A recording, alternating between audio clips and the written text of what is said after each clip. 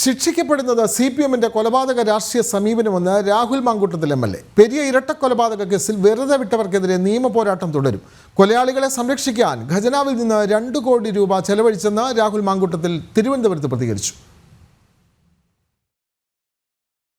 ഈ കേസിനകത്ത് 14 പേർ മാത്രമല്ല ശിക്ഷിക്കപ്പെടുന്നത്. ഈ 14 പേർക്കൊപ്പം ശിക്ഷിക്കപ്പെടുന്നത് CPM-ന്റെ കൊലപാതക രാഷ്ട്രീയവും ശ്രീ പിണറായി വിജയന്റെ കൊലയാളികളെ സംരക്ഷിക്കുന്ന രാഷ്ട്രീയം കൂടിയാണ് ശിക്ഷിക്കപ്പെടുന്നത്.